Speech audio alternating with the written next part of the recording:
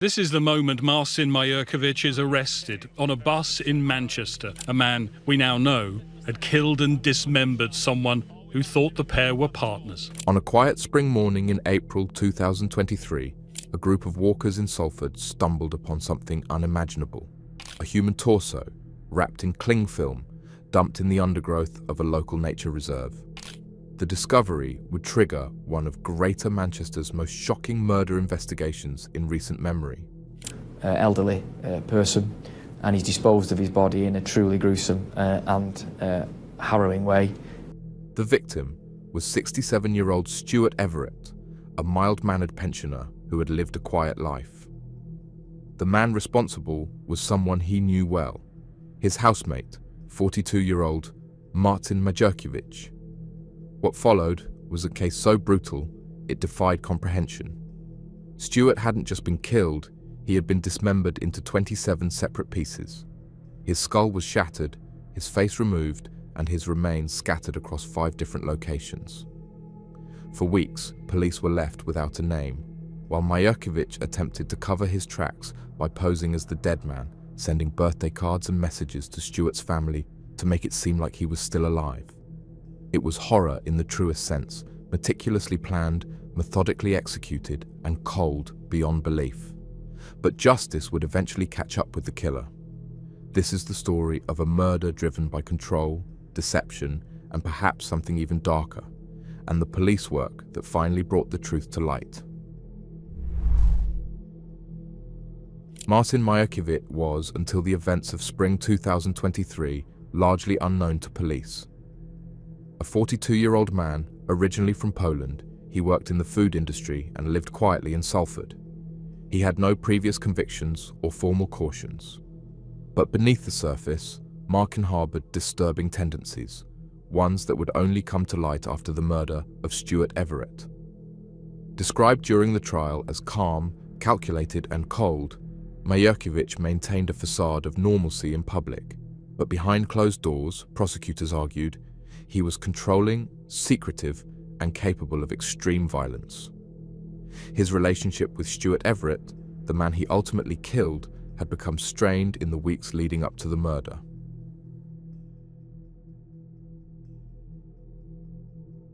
Disputes over rent and shared living conditions had created tension inside the house, but what triggered Marcin to kill in such a methodical way remains uncertain. There were deeper, more troubling elements at play. Evidence found during the investigation suggested Majorkiewicz had a fascination with horror films and violent imagery. Items recovered from his home and digital devices revealed a disturbing interest in gore. Tattoos on his body, including skulls and macabre symbols, further hinted at a mind drawn to the morbid.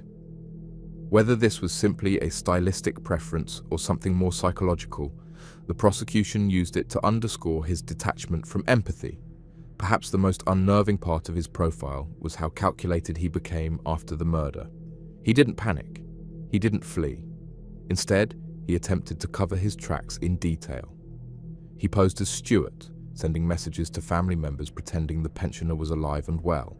He used Stuart's bank cards and phones. He even mailed a birthday card to Stuart's brother to maintain the illusion, all while dismembering the man's body into 27 parts and scattering the remains in 5 different locations. During police interviews, Majorkiewicz denied everything. He claimed ignorance, said Stuart had left to visit his brother, and maintained he had no idea what had happened. But the forensic evidence, the CCTV footage, and the sheer volume of lies quickly caught up with him. What emerged was a portrait of a man who didn't snap in rage, but someone who planned, executed, and tried to erase his crime with chilling precision. Marcin wasn't a killer in chaos, he was one in control, and that's what made him so dangerous. Stuart Everett was not the kind of man who made headlines. A 67-year-old pensioner originally from Derby, he lived a modest life in Salford, Greater Manchester. Quiet, private, and largely independent, Stuart had no criminal record and no known enemies. Friends and neighbours described him as polite and easygoing, a man who kept to himself but was always kind in conversation. He had spent most of his working life as a civil servant and, in later years, enjoyed a peaceful retirement. Despite his low profile, Stewart's later life was marked by a level of social isolation. He shared his home in Winton with housemates, one of whom was Martin Majewkiewicz. The arrangement appeared simple on the surface, a sublet for convenience. But beneath that was a troubling dynamic. Tensions were reportedly building in the house, arguments over rent, control, and personal space. Stewart had attempted to increase Majewkiewicz's rent shortly before he disappeared, a decision that may have played a role in what was to come. In a chilling twist revealed during the trial, it also emerged that Stewart had spoken to a woman online in 2021, referring to a mysterious partner named Carmel. But the photos he sent her were of Martin. The name, date of birth, and tattoos all matched. Whether this was a misunderstanding, deception, or something more complicated remains unclear. But it painted a strange, uncomfortable picture of the relationship between the two men. One where boundaries were blurred and personal lives may have been manipulated. Perhaps most heartbreaking of all was how Stewart's disappearance went unnoticed. He had not been reported missing, and it was only the discovery of body parts weeks after his murder that alerted police something terrible had happened. In the meantime, his killer had impersonated him, accessing his bank accounts, sending messages to family members, and even mailing a birthday card to his brother. To those who knew him, Stewart Everett was no threat. He was a father, a brother, and a man in the final chapters of his life. He deserved dignity, peace, and care, not the brutal end he suffered. And the cruelty of how he was silenced only added to the horror of what was uncovered. The horror began on the night of March 27, 2023, inside the terraced house in Winton, Salford, where Stewart Everett and Martin Majewkiewicz shared accommodation. That evening, something happened, something brutal. Though the exact trigger remains unknown, investigators believe it was that night Stewart was killed. He had not been seen alive since, and it was clear from the state of his remains that the attack had been sudden and overwhelmingly violent. Stewart's cause of death was determined to be multiple blunt force injuries to the head. Pathologists later reconstructed shattered fragments of his skull, which had been smashed with a heavy object. But the violence didn't end there. Once dead, his body was methodically dismembered, cut into 27 separate pieces, including arms, legs, torso, and even his face. His facial skin was removed entirely, and parts of his remains were wrapped in cling film before being dumped across 5 different sites around Salford. It was an act not only of murder, but of erasure.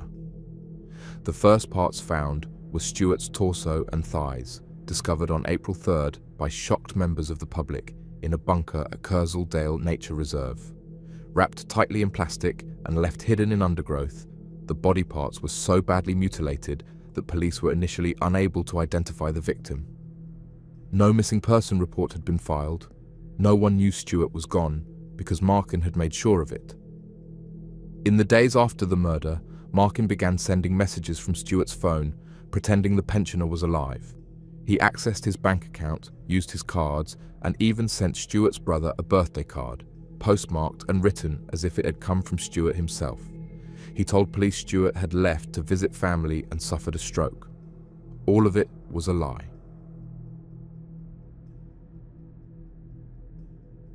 CCTV footage caught Majewkiewicz dragging a heavy bag for life, clearly straining under its weight, through Salford in the days after the murder. He swapped hands, stopped for rest, and returned later without the bag. The prosecution said this bag contained Stewart's dismembered remains. It was chillingly casual, the kind of thing you might see any day on a city street, except this time it held parts of a murdered man. Police would eventually recover body parts from 4 additional locations, but only 1/3 of Stewart's remains were ever found. Some were believed to have been lost in nature or possibly disposed of in ways police couldn't trace. Blood-stained carpet, saw marks on walls, and cleaning products in the house painted a grim picture of what had taken place inside. To carry out a murder of such violence and then calmly cover it up with impersonation and logistics showed not just a killer, but a calculating, dangerous mind. And for nearly 3 weeks, it worked. Stewart was alive on paper. The lie had held, until the bag, the CCTV, and 2 alert officers on routine patrol finally brought the truth back to light. From the moment Stuart Everett's torso and thighs were discovered on April 3, 2023, Greater Manchester Police launched a major investigation. The remains were so badly mutilated that even establishing the victim's identity was a challenge. There was no missing person report, no known next of kin searching for him. The first step was to figure out who this man was and who might have wanted him dead. The crime scene at Kersaldale Nature Reserve was sealed off, and forensic teams began their search. The remains were wrapped in layers of cling film, suggesting an attempt to preserve or delay decomposition. This level of preparation pointed to a calculated disposal, not a spontaneous act. The use of cling film was later linked to one of Stuart's housemates who worked in a food processing facility where industrial-sized rolls were common. While charges were later dropped against him, it raised early suspicions. CCTV quickly became central to the case. Officers combed through hours of footage around the reserve, eventually spotting a man struggling to carry a large, heavy bag for life toward the scene and returning empty-handed. The image wasn't crystal clear, but it gave detectives a direction. They didn't yet have a name, but they had a face. In a remarkable stroke of luck, 3 weeks later, 2 plainclothes officers spotted the same man walking through Salford. At that point, police still didn't know his name, but they recognized him from the footage. They quietly followed him as he boarded the number 100 bus, then pulled the vehicle over. On board, they arrested Marcin Majewkiewicz. He was calm, offering only, "It's definitely a mistake, 100%. But inside his pockets were 2 mobile phones and bank cards, all in Stuart Everett's name. A search of the house they had shared revealed everything police feared. The room showed signs of a violent struggle, bloodstains, saw marks, and signs of an attempted cleanup. A hacksaw bearing Stuart's DNA was found near the site, where his skull fragments were eventually recovered. Other sharp tools were also discovered, believed to have been used to cut soft tissue. Police concluded that Stuart had been killed in the house, dismembered, and his body scattered over several days. Investigators then focused on the digital trail. Majewkiewicz had used Stuart's phone and bank accounts, and even gone so far as to send a birthday card to Stuart's brother weeks after the murder. He had conducted online searches about relocating to Spain, including for long-term rentals in Alicante. It appeared he was planning to flee, but hadn't yet made the move. Pathologists confirmed Stuart had been struck repeatedly with a heavy object. His skull was fractured in multiple places and his face had been removed. The dismemberment was meticulous, not rushed. The intent wasn't just to dispose, it was to conceal, dehumanize, and erase. But the evidence was too strong, and Majewkiewicz's careful plan began to collapse. With a combination of CCTV, forensics, and technology, detectives built a timeline that couldn't be denied. It was no longer a question of if he'd done it, only why. The trial of Marcin Majewkiewicz began in early 2025 at Manchester Crown Court, drawing widespread media attention due to the gruesome nature of the crime. The prosecution laid out a disturbing and calculated series of actions, painting Majewkiewicz not as someone who had lost control in a moment of rage, but as a man who had killed with planning and intent, and then tried to erase every trace of the victim he once lived with. The court heard how Stuart Everett had suffered multiple blunt force injuries to the head, resulting in a shattered skull. Forensic experts confirmed that the fatal injuries were consistent with the use of a heavy blunt object.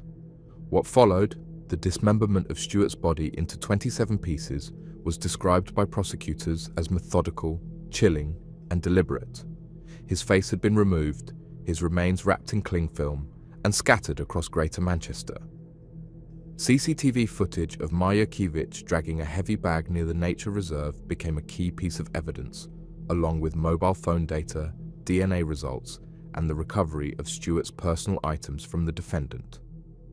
The prosecution also revealed that Majurković had accessed Stuart's bank accounts, used his phone to send deceptive messages, and gone as far as posting a birthday card to Stuart's brother to maintain the illusion that he was still alive. Despite the overwhelming evidence, Majurković refused to take the stand in his own defense. His legal team did not attempt to argue self-defense or accident. They simply denied he had killed Stuart. His barrister conceded that he had disposed of the body parts but claimed there was no concrete proof he was responsible for the murder itself. The first statutory aggravating feature is that the murder was planned and premeditated. The jury, however, saw through the defense. It took just 1 hour and 36 minutes for the jury to unanimously find Marcin Majurković guilty of murder. When sentencing, the judge did not mince words. He described the crime as one of the most grotesque and disturbing cases to come before the court in recent years. He noted that while the motive remained unclear, the method of disposal, the impersonation of the victim, and the calculated attempts to cover up the crime all pointed to a deep level of premeditation. Majurković was sentenced to life in prison with a minimum term of 34 years behind bars. Given his age at the time of sentencing, 42, this all but guarantees he will spend the rest of his life in prison. In his final remarks, the judge acknowledged the unimaginable suffering inflicted on Stuart Everett and his family. He described the killing as breathtaking in its cruelty and designed to erase a man's existence completely. While justice had been served, he added, no sentence could undo the damage or bring back the life that had been taken in such a brutal way. The sentencing of Marcin Majurković brought a sense of justice, but no true peace, for the family of Stuart Everett. Speaking after the verdict, Stuart's brother described the ordeal as a nightmare that doesn't end. He recalled his brother as a loving, generous man who didn't deserve to be taken in such a cruel, dehumanizing way. The nickname Benny, used affectionately within the family, symbolized the warmth and closeness they once shared, now shattered by grief.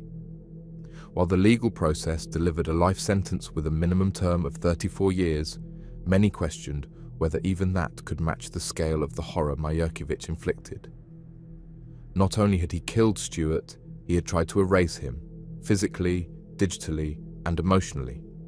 It was a murder carried out with cold calculation, followed by weeks of impersonation, deceit, and silence. Police investigators called it one of the most disturbing cases they had ever worked. They also acknowledged that only a third of Stuart's remains were recovered, an unsettling truth that leaves part of the story and the victim incomplete. Reflecting on the outcome, one thing is clear: justice, in its legal form, has been served. But for Stuart's family, there will always be a space left by the man they lost. The sentence offers protection from a dangerous individual, but it cannot undo the suffering caused. This case is a haunting reminder of how hidden violence can exist behind the most ordinary doors, and how, even in death, dignity must be fought for.